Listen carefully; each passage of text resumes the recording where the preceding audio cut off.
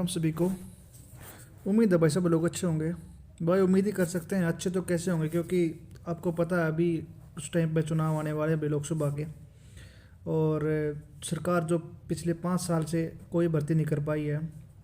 उन्होंने मुश्किल से जो 2019 के अंदर भाई पहली भर्ती हुई थी, उनसे 2019 के अंदर जो लास्ट भर्ती हुई थी भाई, वो ग्रुप डी की भर्ती थी।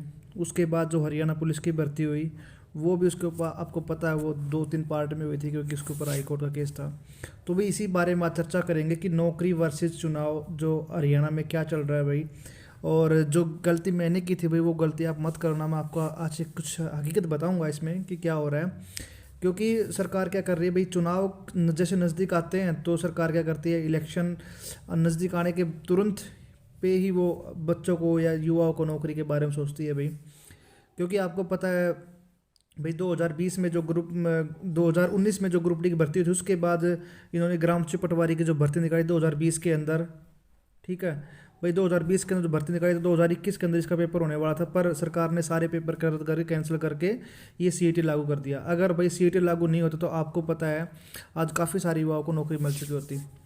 तो चलो भाई, दिल नहीं तोड़ना कि ग्रुप डी की भर्ती तो एटलीस्ट होने वाली है। पर ये भी भाई देखा जाएगा कि जो 31 जनवरी को है भाई सुनवाई है, जो जो सोचो के मार्क्स हैं उनके ऊपर, उसके बाद ही जो इसका ग्रुप डी का जो रिजल्ट है वो फाइनल आएगा। तो भाई इसी के बेस पे आज डिस्कस करते हैं। और भाई जो न्यूज़ है वो आज क्या आई थी, न्यूज़ अखबार में भी इसी के रिगार्डिंग आई हुई है कि भी चुनाव की तारीख नज़दीक आती नौकरी की लाइन में लगे युवाओं के दिलों की धड़कनें तेज़ हुई है। क्योंकि चुनाव आ गए हैं, नौकरी नहीं मिल रही है, नौकरी नहीं है, नौकरी अभी सरकार ने दी नहीं है।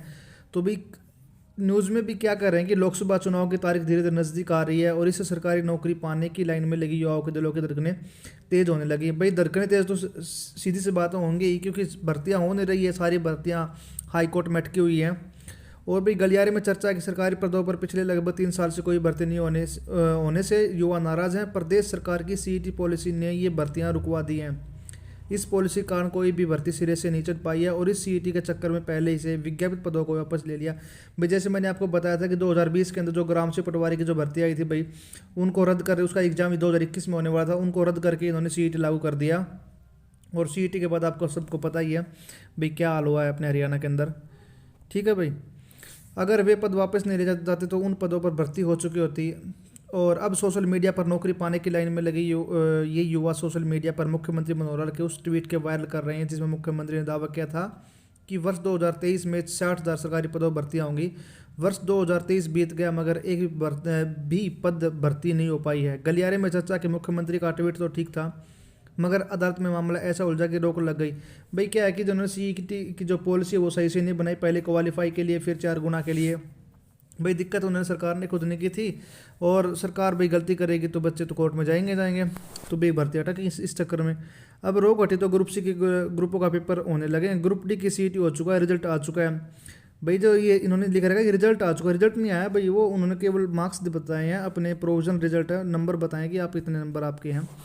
और जो ग्रुप डी के उम्मीदवारों को नौकरी का इंतजार है, ग्रुप सी के उम्मीदवारों को नौकरी का इंतजार है, पुलिस सिपाही के 6,000 पदों के विज्ञापन निकलने का युवाओं को इंतजार है, पुलिस अब इंस्पेक्टर पदों के विज्ञापन का इंतजार है, पुलिस सिपाही भर्ती के उम्मीदवारों को उम्र में 3 साल की छूट का इंतजार है। भाई ये बहुत जरूरी बात है भाई, जो अपने जो युवा साथी हैं भाई, जो पुलिस की तैयारी करने वाले हैं, उनकी उम्र भी निकल गई है, क्योंकि सरकार ने 3-4 साल से हरियाणा पुलिस की कोई भर्ती नहीं करी गई है, तो उनको छूट देनी चाहिए भाई। और टीजीटी पदों पर भर्ती का इंतजार है भाई। एमपीएचडब्ल्यू के मेल के योग्य युवाओं का विज्ञापन का इंतजार है। भैया आपको बता दो, जो एमपीएचडब्ल्यू भर्ती है भाई, एमपीएचडब्ल्यू जो भर्ती है, ये भाई मेल लड़कों के लिए भाई यानी कि 8 से कम 10 साल हो गए हैं भाई, इसके ऊपर कोई भर्ती नहीं आई है। ये भर्ती भी आनी चाहिए भाई, क्योंकि एमपीएचडब्ल्यू बहुत से लड़कों ने कर रखी है और भाई उनका जो टैलेंट है और उनकी जो उम्र है वो निकलती जा रही है भाई। कॉलेज कैडर के सहायक प्रोफेसर पदों के योग्य उम्मीदवारों को विज्ञापन का इंतजार है। अब गलियारे में चर्चा हो रही है कि जिस सीईटी पॉलिसी के कारण भर्तियां रुक गई हैं, उस सीईटी पॉलिसी का या तो रद्द किया जाए और एचएससी को एचपीएससी की तर्ज पर पेपर स्क्रीनिंग टेस्ट और सब्जेक्ट नॉलेज टेस्ट लेने की अनुमति दी जाए। सामाजिक आर्थिक मानदंड के अंक समाप्त किए जाएं। अगर सीईटी रखना है तो इसे पात्रता परीक्षा बनाई जाए, यानी जो पास हो सभी को मुख्य परीक्षा में बैठने की अनुमति दी जाए।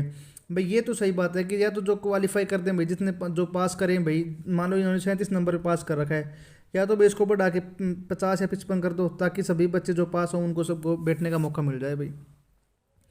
और कह रहे हैं गलियारे में यह भी कहा जा रहा है कि भाई अगर सीट रखना है तो सामाजिक आर्थिक मानक के अंक 0 कर दिए जाएं। भाई देखो ये है ना, जो सोशियो के नंबर हैं ये दोनों कैसे देखे जाएं।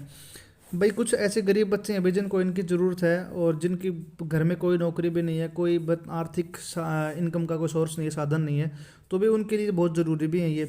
बाकी दूसरी तरफ देखा जाए कि जो जिसके घर में अच्छे हैं भाई, उनके फादर या भाई कोई नौकरी लगा हुआ है, तो जो बच्चा नहीं लगा उसका क्या दोष है। भाई ये तो सरकार की खैर पॉलिसी है, ये पॉलिसी मैटर है। भाई ये अंक दिए जाएं ना दिए जाएं ये सरकार के ऊपर डिपेंड करता है, इसमें हम कुछ नहीं कह सकते। बाकी क्या युवाओं की मांग है ग्रुप सी का नया सीट जल्द से जल्द करें। हाँ ये बात सही है भाई, जो युवाओं की जो मांग है ना भाई, कि भाई इस भर्ती को group C and group D की भर्ती को जल्दी जल्दी कंप्लीट करें और नया सीट कंडक्ट करवा जाए भाई, ताकि जो युवा बेरोजगार हैं उनको नौकरी दी जाए। बाकी भाई इलेक्शन का टाइम है, भर्तियां तो होनी है। ग्रुप डी की भर्ती तो आपको पता है ये जनवरी फरवरी के अंदर हो ही जाएगी भाई, और नेक्स्ट सीटी भी उम्मीद है भाई जल्दी कंडक्ट होएगा। तो भाई आप अपनी तैयारी को ज़ोरों शोर से रखो। और भाई मैं जो बात अपनी पूरी करता हूँ कि जो मैंने आपको बताया था कि जो गलती मैंने की वो गलती आप मत करना, क्योंकि भाई मैं भी सीजीएल की तैयारी करता था, तो मैंने 2 बार मेंस क्वालिफाई किया है।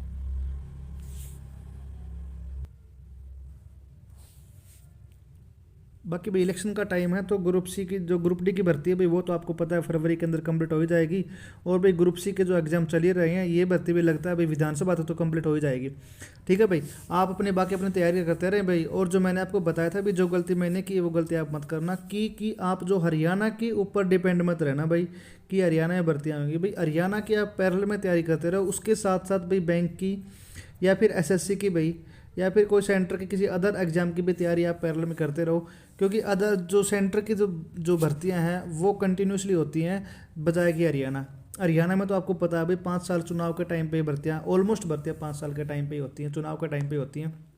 तो भी ये गलती मत करना कि आप अपनी उम्र को निकाल दो और भाई हरियाणा के चक्कर में, अगर अभी आपका भाई ग्रुप सी का कोई पेपर नहीं है और ग्रुप डी में अच्छे नंबर नहीं आए, तो भाई आप सेंटर की तैयारी एसएससी या फिर जो अभी रेलवे के अंदर भर्ती आई हैं उनकी तैयारी भी साथ साथ शुरू कर दो भाई। ठीक है, राम राम सभी को भाई, धन्यवाद।